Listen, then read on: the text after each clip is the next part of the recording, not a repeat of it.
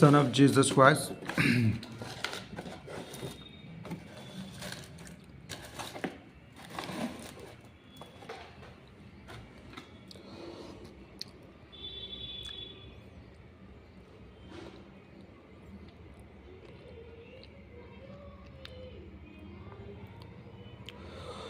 God వాడుతున్న వాళ్ళని as office గీస్ office అంటున్న అదేది యాస్ ఆఫీస్ అంట, దేవుడు వాళ్ళేది నిక్కరంట.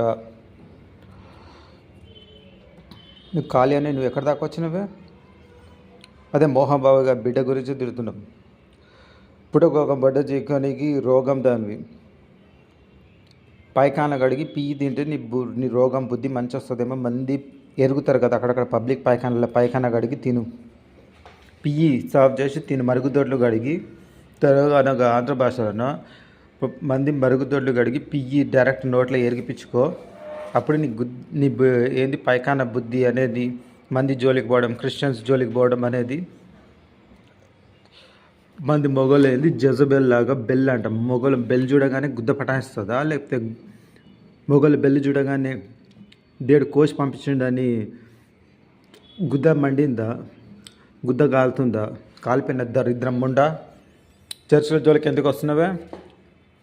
యువత ముసలి ఎవరో మంది మీద పంపిస్తున్నావు. వికారి, కురూపి, వికారి, రోగి, కుష్ఠరోగి, కుష్ఠవ్యాధి, నీ ముఖానికి నాకుడికి కూడా యాసిడ్ పోయాలని గుద్దలో గుద్ద కొజ్జదాని ముంగట వెనకాల గుద్దలు, దాంట్లో యాసిడ్ బోసుడి.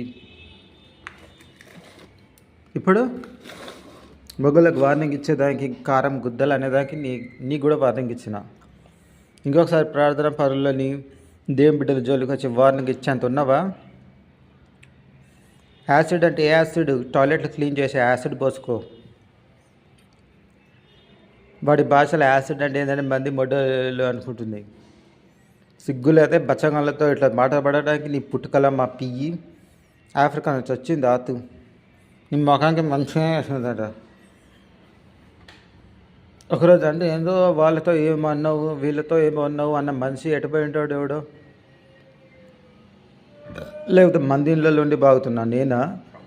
లేకపోతే నీ ఆఫ్రికా నుంచి వచ్చి మందిళ్ళలో ఏమో వాగడం కాదు, ఏమేమో పిచ్చి పనులు చేస్తుర్రా.